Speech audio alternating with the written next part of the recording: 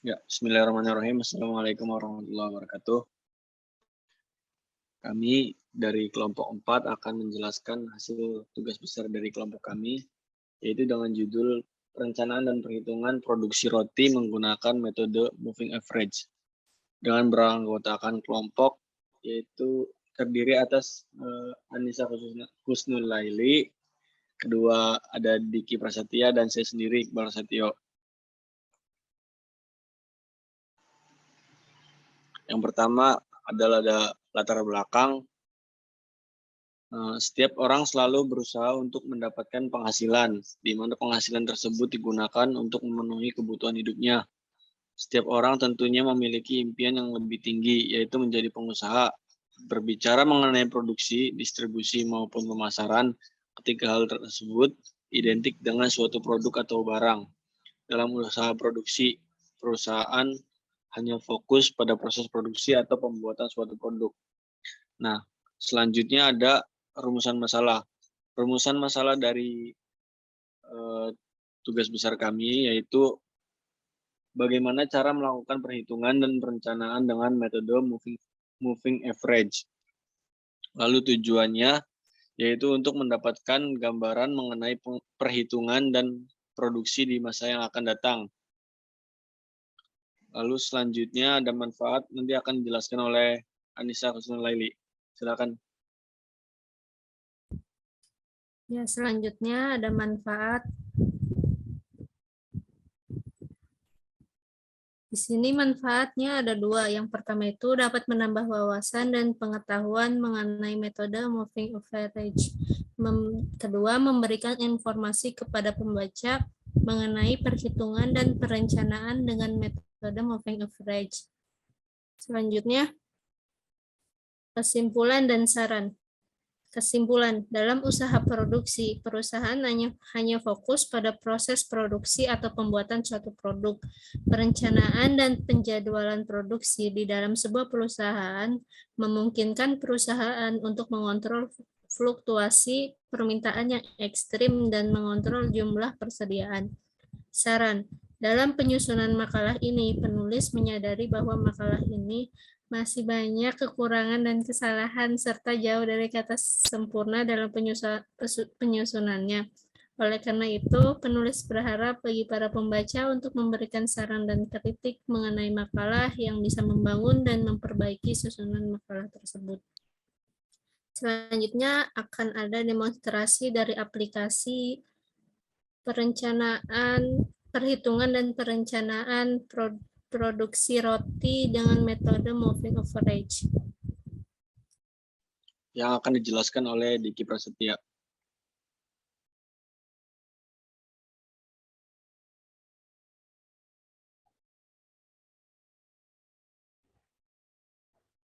Saya di sini akan mempresentasikan tugas TA yang berjudul Perhitungan Perencanaan Produksi Roti dengan Metode Moving Average. Nah, di sini ada nama anggota kelompoknya. Yang pertama, Diki Prasetya, saya sendiri.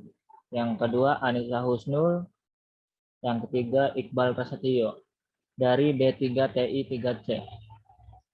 Nah, oke, langsung saja kita ke pembahasannya. Nah, di sini ada datanya dari bulan Januari hingga bulan Desember pada tahun 2021. Nah, di sini kita akan mencari nilai perhitungan produksi roti dengan metode average pada bulan Januari 2022. Nah, di sini. Untuk data di sini kita sudah dibuat dengan cara dinamis, kita bisa mengubahnya seperti ini, sesuai yang kita inginkan. Nah, jika data sudah ada, kita bisa mengklik tombol di sini, yaitu cari data permintaan aktual. Nah, kita coba klik. Nah, di sini ada pembahasannya. Langkah pertama yaitu mengidentifikasi pola historis dari data permintaan. Nah, sebelum melakukan perhitungan peramalan, kita harus menganalisa dan melihat terlebih dahulu pola data yang terbentuk dari permintaan aktual sebelumnya. Jenis pola data yang dibentuk akan menentukan metode peramalan yang digunakan. Nah, kemudian di langkah kedua yaitu memilih model peramalan yang sesuai dengan pola data historis permintaan. Nah, karena pola data historis yang dibentuk tidak mengalami kenaikan secara berkelanjutan, maka kita tidak menggunakan metode analisis trend line. Data terlihat cenderung stabil dan kita akan membantu menyelesaikan permasalahan Ibu Anissa dengan model moving average periode 4 dan periode 5.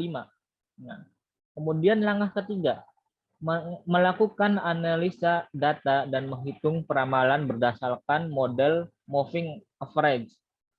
Nah, kemudian di sini kita lakukan perhitungan untuk mencari hasil ramalan berdasarkan moving average 4 periode dan 5 periode terhadap data aktual permintaan yang ada. Begitu seterusnya sampai bulan Januari. Nah, adapun tabel di bawah ini saya penulis menjelaskan perhitungan moving average secara manual. Nah, di dalam model moving average 4 periode atau 4 bulan, maka menjumlahkan selama 4 bulan berturut-turut kemudian dibagi dengan 4. Nah, dan untuk model moving average 5 bulan, maka menjumlahkan selama 5 bulan kemudian dibagi dengan 5. Nah, di sini bulan kita aliaskan menjadi T, kemudian permintaan aktual A, moving average 4 bulan, dialiaskan menjadi FT MA4. Kemudian di sini moving average 5 dialiaskan menjadi FT MA5. Nah, kemudian data diperoleh segini. Ada tabel ini. Nah, di sini ada data moving average 4 bulan. Nah, data moving average 4 bulan yaitu data yang diambil dari bulan Januari hingga bulan keempat. Kemudian dibagi 4. Maka hasilnya seperti ini. Kemudian berlanjut data dari data Februari sampai ke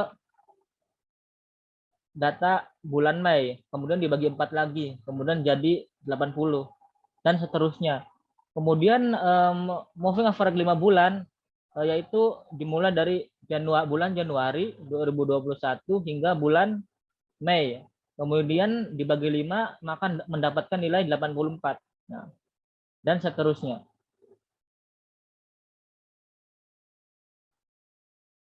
Nah, di sini ada keterangan menggunakan metode analisis trendline, data terlihat cenderung stabil dan kita akan membantu menyelesaikan permasalahan Ibu Anissa dengan model moving average 4 dan 5 periode. Nah, kemudian di sini ada langkah keempat, yaitu memilih model peramalan yang tepat berdasarkan MAD, mean absolute deviation terkecil. Nah, kemudian di sini ada keterangan dari tabel di atas, langkah selanjutnya di dalam menghitung mean absolute deviation atau MAD dengan menambahkan kolom di sebelah kanan kolom hasil ramalan moving average 4 bulan dengan kolom absolute deviation 4 bulan. Di sebelah kanan moving average 5 bulan dengan kolom absolute deviation 5 bulan. Nah, kemudian tabel di bawah untuk cara menghitung mean absolute deviation. Nah, kemudian ada keterangan. Untuk mencari nilai absolute deviation dengan cara melakukan perhitungan permintaan aktual dikurangi dengan FTMA hasil peramalan. Namun dengan menjadikan nilainya menjadi absolut. Nah, jadi nilai absolut itu tidak ada yang minus atau negatif. Kemudian keterangan kedua, dalam mencari nilai MAD yang terkecil dengan metode moving average yaitu dengan melakukan pengurangan antara nilai permintaan aktual dengan permintaan aktual, kemudian menjumlahkan semuanya dan dibagi dengan banyak periode yang ada. Untuk lebih jelasnya, saudara bisa dilihat pada tabel bawah ini. Nah,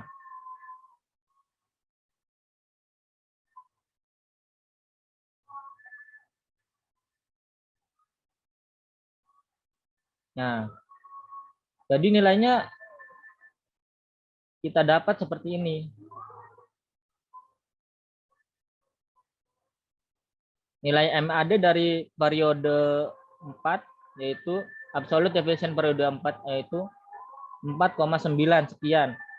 Dan MAD dari absolute efficient untuk MA5 yaitu 4,6.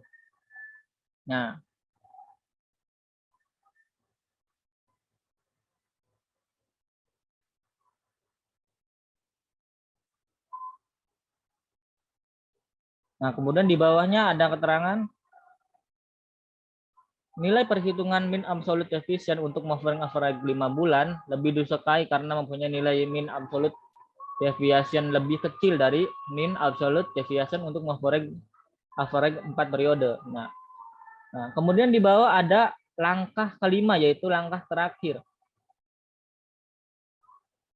Nah, yaitu memeriksa keandalan model peramalan yang dipilih berdasarkan peta kontrol tracking signal atau sinyal.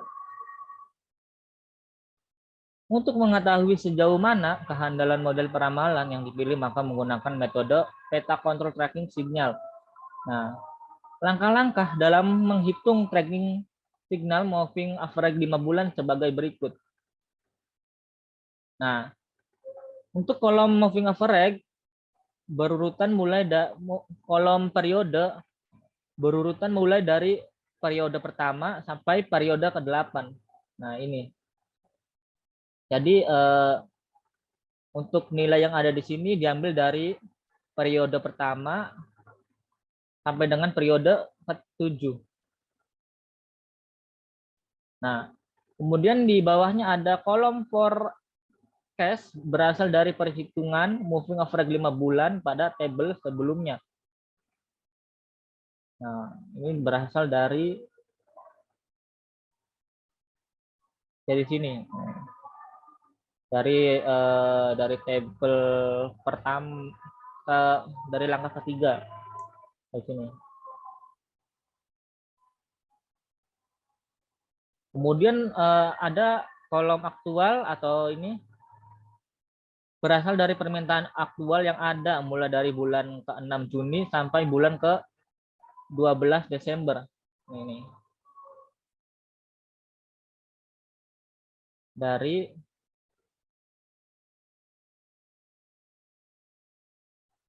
Juni sampai Desember ini.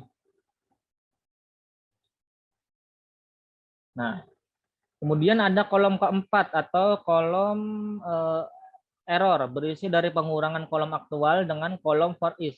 Nah, jadi kolom aktual ini dikurangin for is. Nah, kemudian di sini ada sisanya gitu.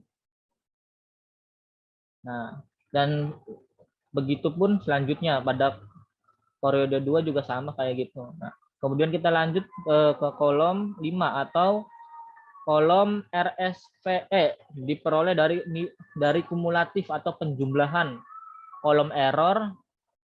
Nah,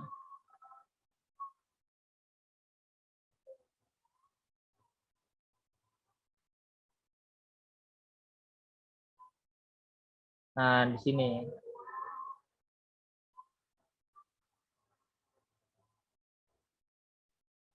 Jadi penjumlahan tersebut seperti ini nih.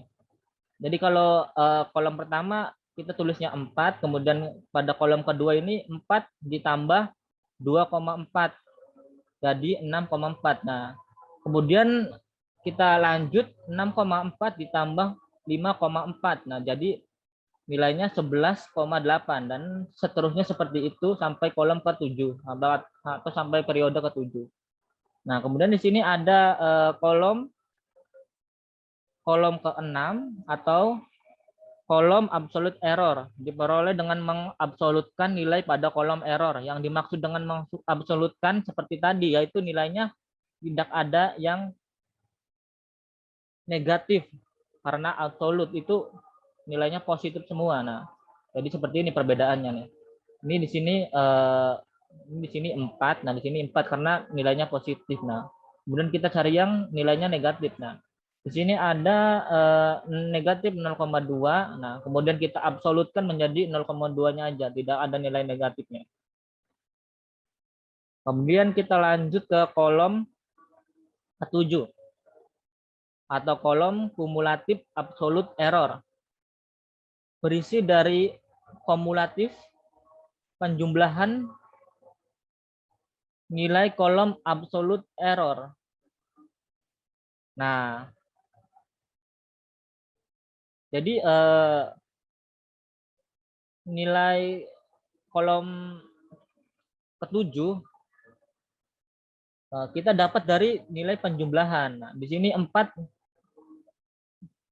ini di sini ada baris ke-1 atau periode ke-1, ditulisnya 4 saja. Kemudian untuk baris kedua atau periode kedua, nah kita tambahkan 4 ditambah 2,4 jadi 6,4. Kemudian selanjutnya 6,4 ditambah 5,4 jadi 11,8 dan seterusnya.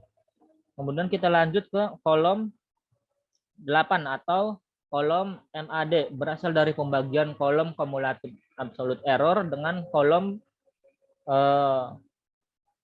periode. Nah, kumulatif error, kumulatif absolute error berarti ini dibagi dengan kolom periode ini.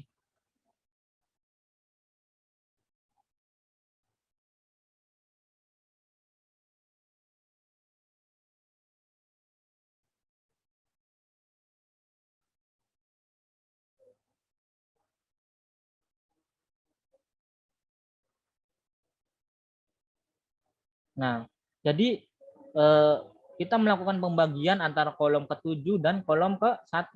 Nah, di sini ada kolom ke-7-nya bernilai 4, kemudian dibagi dengan 1, maka hasilnya 4. Nah, kemudian pada baris kedua ada kolom ke-7-nya bernilai 6,4, kemudian dibagi dengan 2, maka hasilnya 3,2, dan seterusnya. Nah, kemudian di sini ada kolom ke-9 atau kolom tracking signal. Nah, diperoleh dari pembagian kolom RSV, ini kolom RSV dengan kolom MAD. Kolom MAD, nah di sini. Berarti kolom,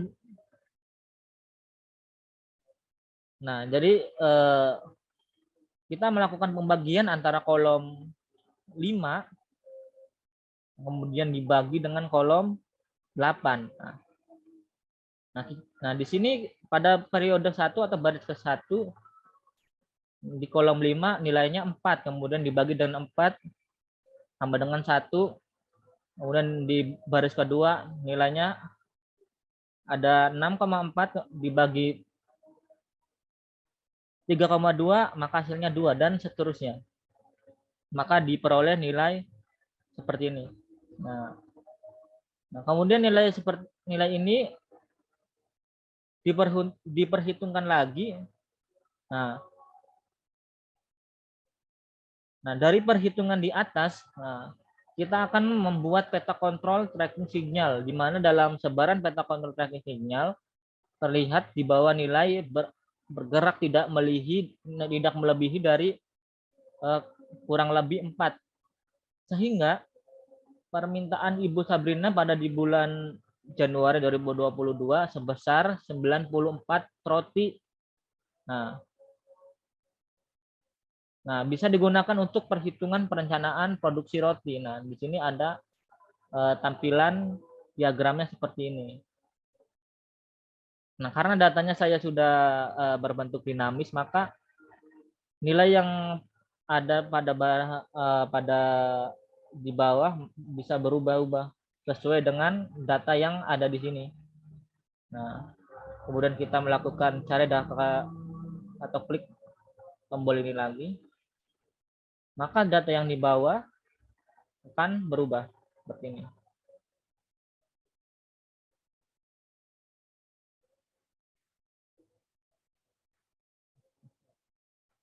Kita lakukan lagi. Kita klik lagi. Nah, seperti ini.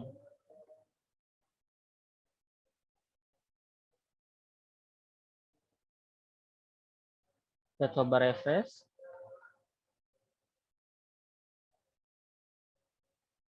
Nah, kita coba lakukan perubahan lagi. Kita klik ini lagi. Nah, maka data diperoleh seperti ini. Ini data berubah karena nilainya udah saya ubah pada tabel atau datanya. Nah, seperti ini. Oke.